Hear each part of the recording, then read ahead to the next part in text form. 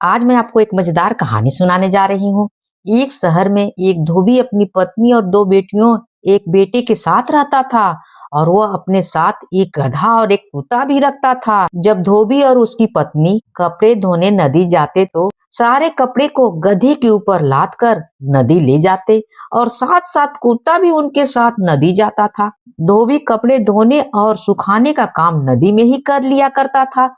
साथ वे लोग दिन भर कपड़े धोते और शाम का प्रेस करने का काम घर पर ही करते रहते और इसी से उनका घर का खर्चा चलता था। धोबी बहुत ही समझदार इंसान था। एक दिन धोबी कपड़े धोते धोते सोच रहा था कि मैं सबके कपड़े धोता हूँ, मैं सबके कपड़े चमकाता हूँ, मैं अपनी किस्मत भाग को क्यों नहीं चमका लूं। अपने बच्चों को पढ़ा लिखा कर, पढ़ाई बहुत जरूरी है। अगर हम इन्हें नहीं पढ़ाएंगे तो हमारे बेटे बेटियां को भी इसी तरह कपड़े धोने का काम करने पड़ेंगे और मैं इस तरह से बेटी बेटियों को काम करते नहीं देखना चाहता हूँ। दूसरे दिन ही धोबी अपने बच्चों को स्कूल में नाम लिखवा दिया। दिन बीते गए। जब बच्चे पढ़ते रहते तो धोबी भी उन लोगों के साथ बैठकर बातें करता और देखते रहता और कुछ वह भी पढ़ाई लिखाई सीखने के लिए उत्साहित रहता था। धोबी जो भी पढ़ाई से सीखता उसे वह डायरी में लिख लेता था और वह कुछ सीखते ही रहता था। इसके कारण धोबी को अनुभव इसी तरह से बढ़ते रहा। धोबी बहुत कुछ जानने लगा था। सभी बच्चे देखते देखते बड़े हो गए और सभी की पढ़ाई भी पूरी हो गई। सभी बच्चे पढ़ लिख कर अपनी योग्यता के अनुसार जॉब करने लगे। धोबी का सपना पूरा हुआ। धोबी बहुत खुश था और उन सभी को योग्यता के अनुसार शादी कर दी। बेटा बैंक में काम करता था और वह 10 बजे तक बैंक चला जाता था। एक दिन धोबी का बेटा बैंक पहुंचा ही था कि उसके पिता की फोन आया कि उसकी माँ अब इस दुनिया में नहीं रही क्योंकि धोबी की पत्नी की तबीयत खराब चल रही थी। धोबी अपने पत्नी के मरने के बाद बहुत ही उदास रहता था। उसे समझ नहीं आता था कि वो क्या करे क्या न करे। काम में बिल्कुल ही मन नहीं लगता था। कपड़े धोने का काम छोड़ दिया। कभी कभी वो अपनी पत्नी की याद करके बहुत रोया करता था और दुखित भी रहता था। बहू का व्यवहार भी अच्छा नहीं था। बहू खाना रख कर चली जाती थी। धोबी का मन करता खाना खाने का तो वह खाता, नहीं तो खाना उसी तरह रखा रहता। बेटा बहू धोबी को जब देखो तब डांटते ही रहते थे, लेकिन धोबी कुछ नहीं बोलता था। धोबी सब सुनता रहता था। इसी तरह कुछ दिन बीत गया, लेकिन वह डायरी जरूर लिखता था। एक दिन धोबी की बड़ी बेटी ने फोन किया और अपने पिता की हाल चाल ली और बोली, पिताजी मेरे घर भी तो आइए, आपका मन लगा रहेगा। 2-4 दिनों के बाद धोबी ने अपने बेटे से कहा कि वह अपनी बेटी के घर जा रहा है और वह चला गया। धोबी बहुत ही अच्छा इंसान था। वह किसी की बुराई नहीं करता था। धोबी बेटी के घर पहुंच जाता है। वहां उसे शांति महसूस होती है। धोबी को रात का खाना खाने के बाद उसे डायरी लिखने की आदत थी।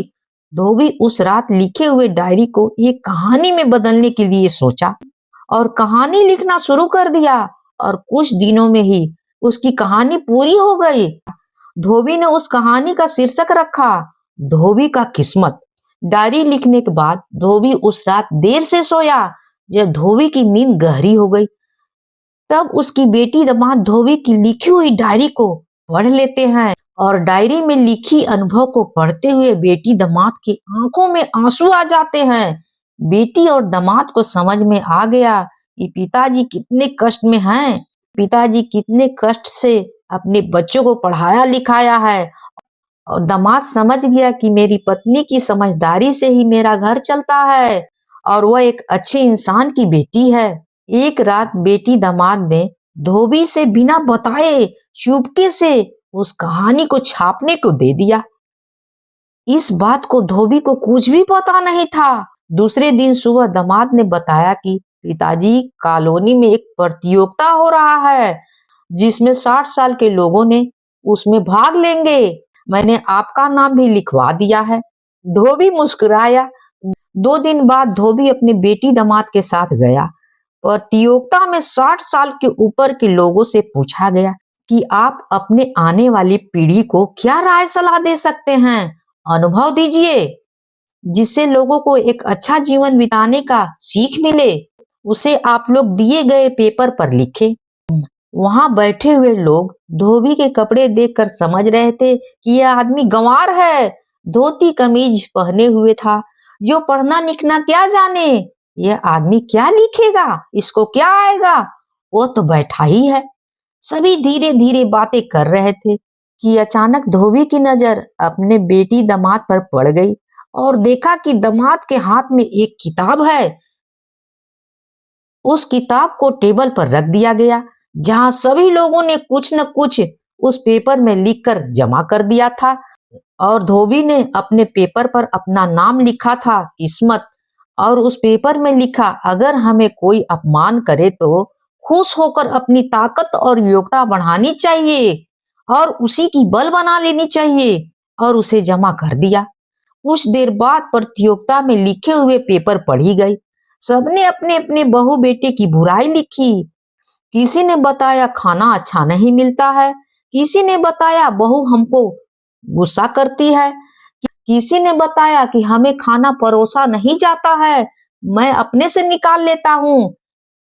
किसी ने अपनी पत्नी की बुराई की और किसी ने कुछ बताया। सभी ने अपने घर की बुराई किया। धोबी सबकी बातें सुन रहा था कि अचानक उसने अपना नाम सुनते ही चौंक गया। कहानी का शीर्षक धोबी का किस्मत। इस कहानी में जितनी बातें लिखी हुई थी वह सभी दिल को छूने वाली थी। और उस कहानी में धोबी ने अपने बेटे बहू की बात बताई कि अगर वे दोनों नहीं होते तो यह कहानी मैं नहीं लिख सकता था, क्योंकि मेरे बच्चे ही मेरे किस्मत हैं।